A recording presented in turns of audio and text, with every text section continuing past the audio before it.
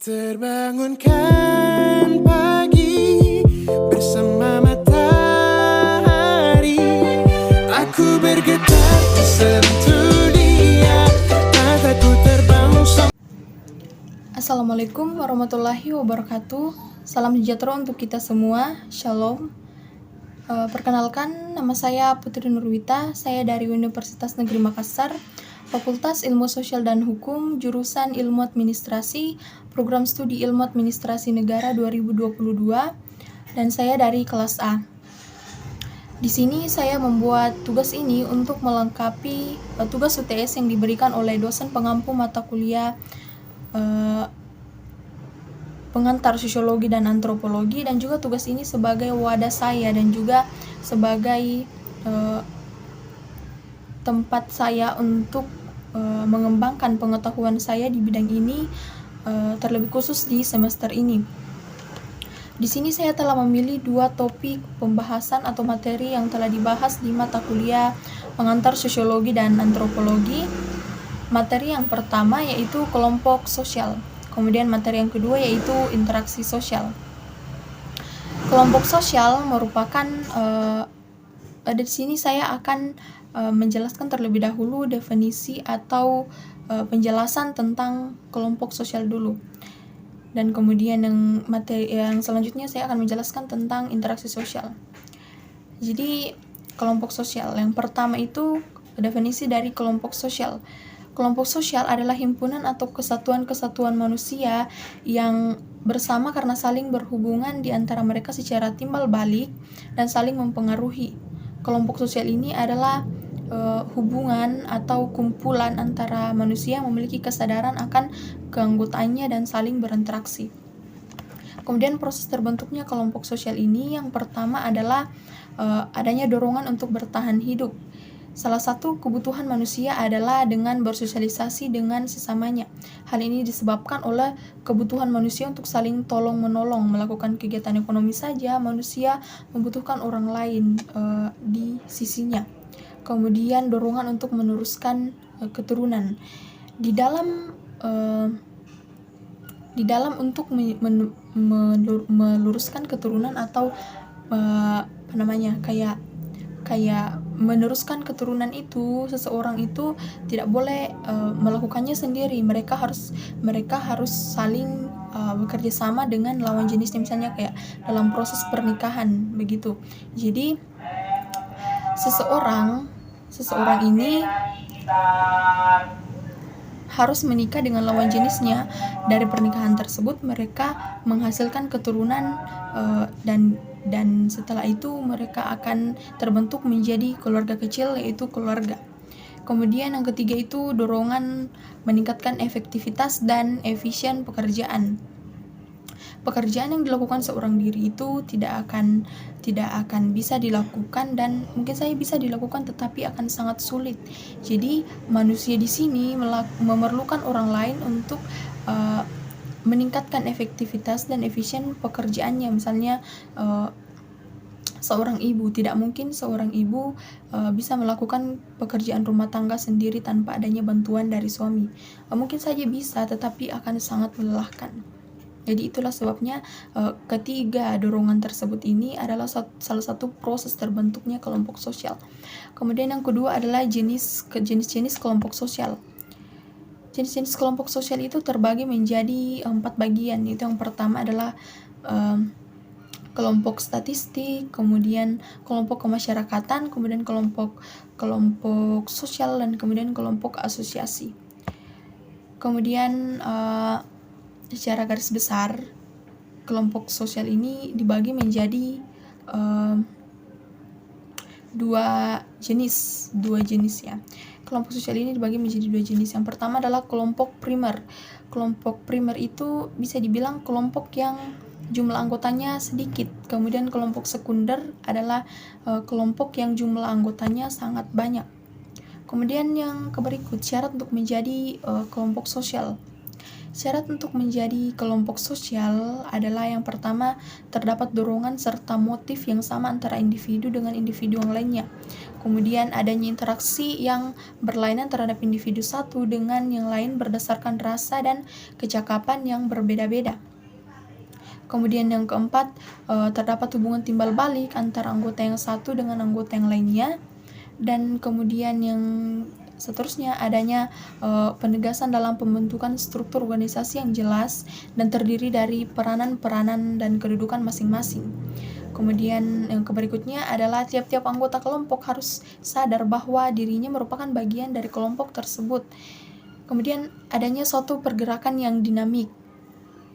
Kemudian yang ketujuh, dapat berlangsungnya suatu kepentingan. Kemudian yang kedelapan, terdapat suatu faktor yang dimiliki bersama oleh anggota kelompok sehingga hubungan antara kelompok semakin erat. Kemudian kita masuk di dalam interaksi sosial. Interaksi sosial merupakan berasal dari kata interaksi yang artinya itu terjadi secara dua orang atau lebih yang berinteraksi, akan timbal balik melalui kontak langsung maupun tidak langsung. Dan sosial berarti mencakup saling berkesinambungan atau saling bekerja sama, seperti halnya manusia merupakan makhluk sosial yang tidak bisa hidup tanpa manusia lainnya. Kemudian secara sederhana dapat dikatakan bahwa pengertian interaksi sosial adalah hubungan timbal balik antara individu maupun kelompok untuk menjalin hubungan pertemanan, diskusi, kerjasama yang diterapkan dalam kehidupan bermasyarakat. Kemudian kita masuk dalam ciri-ciri interaksi sosial. Ciri-ciri interaksi sosial itu yang pertama adalah jumlah pelaku minimal 2 orang atau bahkan lebih. Kemudian adanya komunikasi di antara para pelaku dengan menggunakan simbol-simbol. Kemudian adanya tujuan-tujuan tertentu.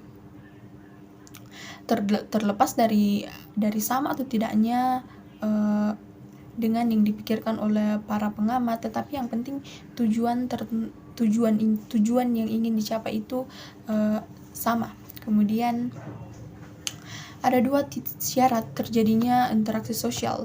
Syarat yang pertama itu adanya kontak sosial.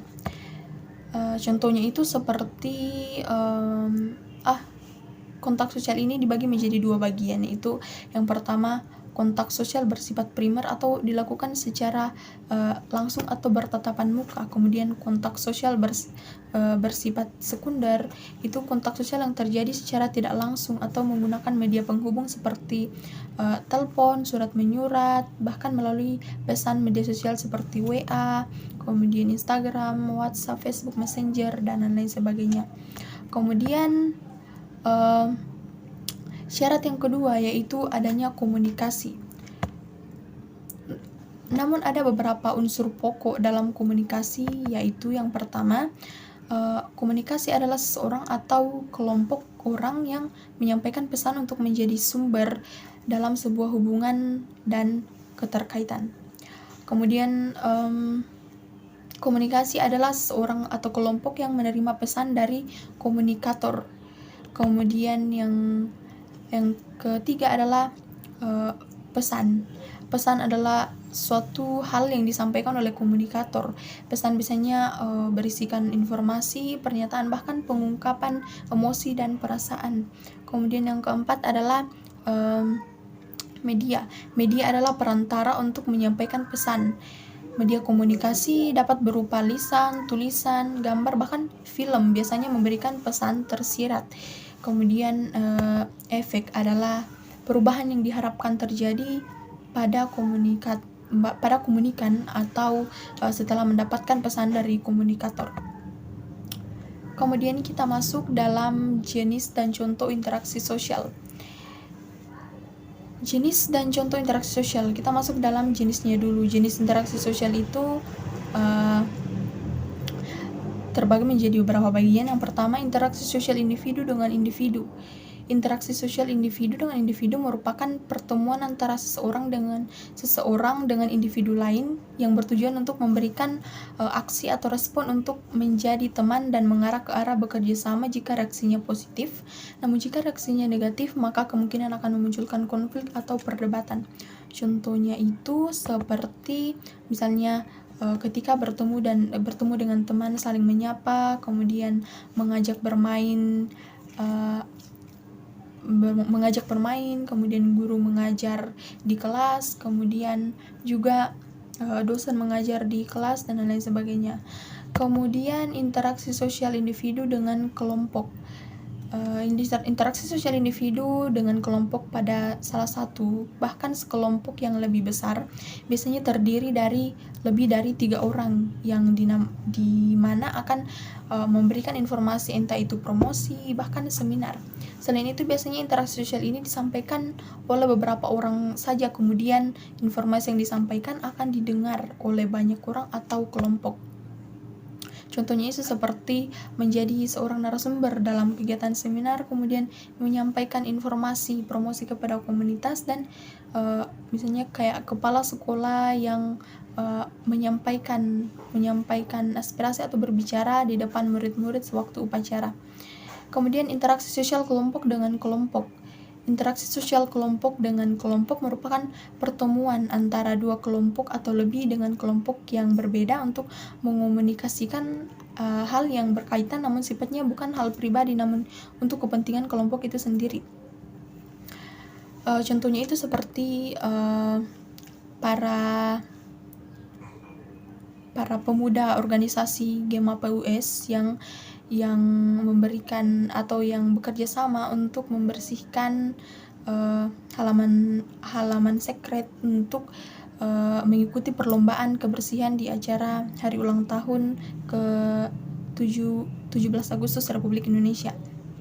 Kemudian kelompok TNI dan Polri melakukan kerjasama interaksi sosial untuk memberantas kejahatan di daerahnya. Kemudian pola interaksi sosial.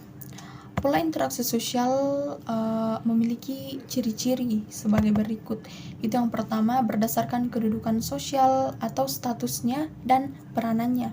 Contohnya itu seorang guru yang mengajar bersama muridnya harus mencerminkan perilaku seorang guru. Sebaliknya siswa harus menaati gurunya, begitu.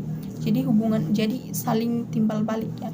Kemudian kegiatan yang terus berlanjut hingga menemukan titik tujuan untuk menghasilkan suatu hal yang terbaik dan terus mengembangkan pemikiran atau ide. Kemudian interaksi sosial dapat terjadi pada siapapun, tidak mengenal waktu, tempat, dan keadaan. Biasanya akan terlibat sebagaimana pola pikir masyarakat akan terbentuk. Kemudian faktor-faktor terbentuknya interaksi sosial yang pertama adalah imitasi. Imitasi itu adalah seorang atau lebih yang melakukan atau meniru seseorang dalam hal gaya. Kemudian sugesti ini merupakan seorang yang terpengaruh karena adanya suatu dorongan yang diberikan oleh orang lain dengan beberapa cara tertentu yang dimana seseorang tersebut akan melaksanakan dengan apa yang disugestikan, terkadang tanpa berpikir rasional. Kemudian yang ketiga itu adalah simpati. Simpati adalah sebagaimana kita memperlihatkan sikap akan rasa tertarik kita pada seseorang atau hal atau sikap yang menarik pada dirinya, seperti penampilan, pola pikir, dan bahkan vibes begitu. Kemudian identifikasi. Identifikasi ini merupakan suatu pemberitaan tanda ciri khas, sehingga sebenarnya ini berkaitan dengan imitasi seseorang dengan keinginan sama atau identik, bahkan berupa serupa dengan orang lain yang ditiru, atau misalnya idolanya, misalnya kayak pecinta K-pop lah begitu. Kemudian empati ini merupakan suatu yang dialami oleh orang lain, baik itu kebahagiaan maupun kesedihan, misalnya kayak ikut turut merasakan apa yang dirasakan atau apa yang dialami oleh orang lain. Misalnya kayak ada teman kita yang sedang berduka, maka kita juga turut berduka. Kemudian bentuk-bentuk interaksi sosial ini, yang pertama itu interaksi sosial asosiatif. Kalau kita berbicara tentang interaksi sosial asosiatif, berarti kita memikirkan hal-hal yang positif. Contohnya itu seperti kerjasama, kemudian kayak toleransi, kemudian mediasi, kemudian akulturasi, kemudian asimilasi, kemudian akomodasi. Akomodasi ini merupakan penyesuaian diri seorang bahkan kelompok manusia yang sebelumnya saling bertentangan supaya mengatasi ketegangan dengan antara pihak yang bertentangan yang dibutuhkan dalam akomodasi.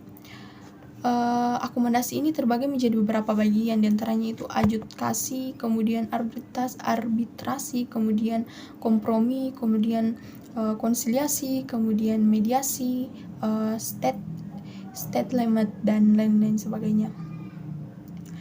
Kemudian kita masuk di dalam interaksi sosial disosiatif. Interaksi sosial disosiatif ini, kalau kita berbicara tentang disosiatif berarti kita harus memikirkan hal-hal yang negatif.